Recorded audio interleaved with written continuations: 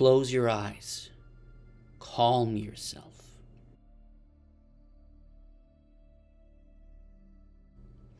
Welcome to the Z-axis.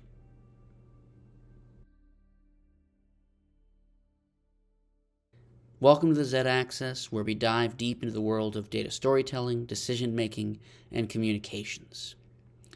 I'm Zachary Johnson, an expert in data storytelling, analytics, and product management, and I'm generally here to help professionals and leaders sharpen their data-driven communications skills. Feel free to connect with me on LinkedIn. I will offer my LinkedIn at the bottom in the show notes, as well as you can visit my course website, or you can email me at zjjohnsonllc@gmail.com. For the beginning episode, I wanted to answer a question I get a lot, actually, about why data storytelling is important now. Kind of emphasis on the now. And I thought, really, what better way to do that than thinking about how we just tell some stories. So if you can feel the story I'm going to start to tell, my hope is that you can establish some of the kairos, that is the why now aspect of why data storytelling has exploded in popularity.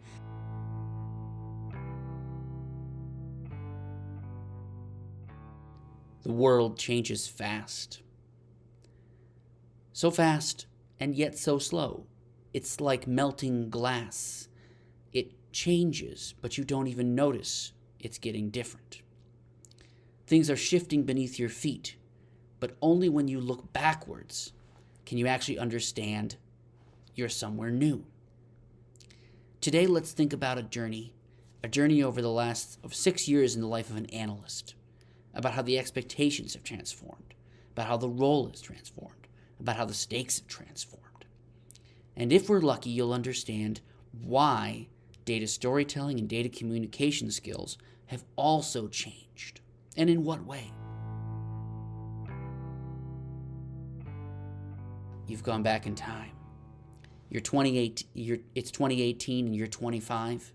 You're young and ambitious, and just start to realize that your job, what you do every day, might actually matter.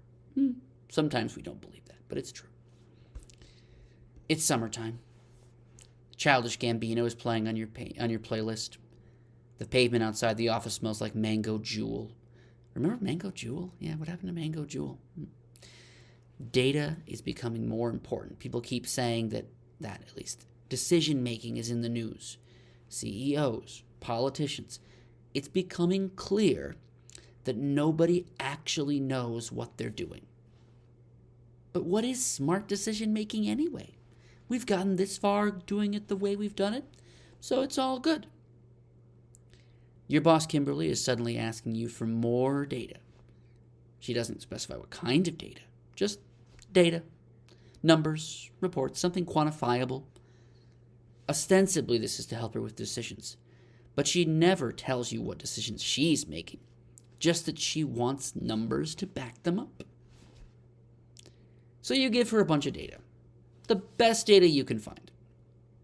A few times a month, especially before the end of the quarter, she has you present it to her colleagues. It's a frustrating process, getting everybody lined up.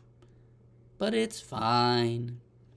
You throw some numbers on a slide, rattle off a few obvious trends and possible correlations, show a graph or two, everyone nods, they feel informed, you feel like you informed them. And one time you presented that sales were down, but next quarter projections were up, so nobody really pushed back. Numbers have been shared. That was what was important. Nothing more was expected. Flash forward. It's the summer of 2021. You're 28. You're still an analyst, you're still at your firm, but everything is different. Good for You by Olivia Rodriguez is playing out your speakers. You don't need headphones. Who cares? You're at home. Nobody to irritate. Your apartment smells like antiseptic wipes and slightly burnt banana bread. Turns out you will not be a baker. Life is a slog. The pandemic is still rolling, and while you're no longer quarantined, you're not exactly going out either. Your workday is a grind. 4 one-hour meetings that always stretch to an hour 15 out of an 8-hour workday. At least one random 40-minute meeting a day, and lunch is only 45 minutes. You can barely feel it. And Zoom. Oh my God, Zoom. Ugh. Everyone is medium to high stressed all the time. The company isn't firing anyone, but you can feel the pressure. And the meetings, they are black holes of time. Peter from HR is the worst. He drones on and on and on. You made a stacked bar chart. We get it, Peter. Your boss, Max, is even worse. He's completely overloaded, exhausted, on the edge of snapping at everyone. Last week he did snap at you, professionally, but it's still snapping. But he apologized the next day, said it wasn't really about you. It was just the meetings, the constant reports, the endless, mindless cycles of bad news. Then he told you something that stuck. Find a way to make these meetings better. Anything at all. You start to wonder, how do you deliver bad news without making it unbearable? How do you get people to listen? How do you make them act? And so you do what everyone does in a crisis. You Google it. How do I present my bad news to my colleagues in a way that just gets them to act? You don't know it yet. But this is the real tipping point and beginning of when data storytelling hits its stride.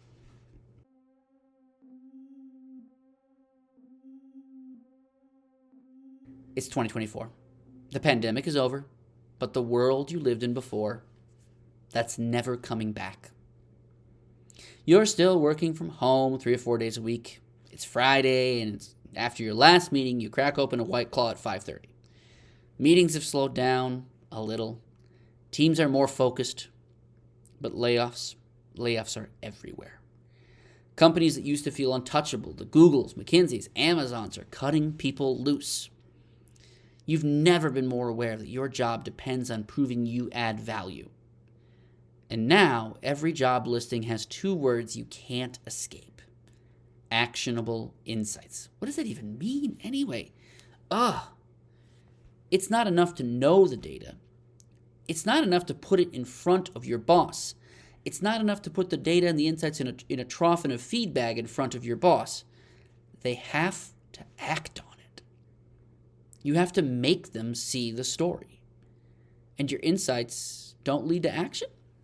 Well, you might be the next one looking for what's next.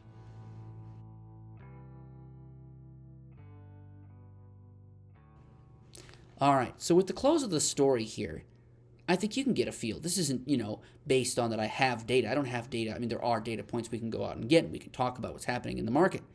But this is about a story of feeling why individuals are suddenly looking for and themselves choosing to look and understand data storytelling. The first thing to think about is it really never was about the data. But in the past, we went through the motions because they said we should make data-driven decisions. And so we went and we had data. But that isn't enough. It wasn't about the data. So you could get by with presenting the numbers back then. And in 2021, really hit from presenting from home that presenting the numbers just didn't cut it. So now your advancement, your positions are basically tied to the ability to inspire action in others, which can mean varying degrees of storytelling from the data.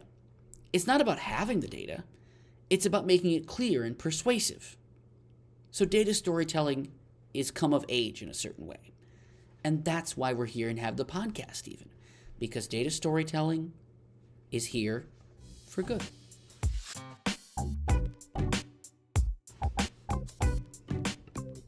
All right, thank you for joining me on the Z Access.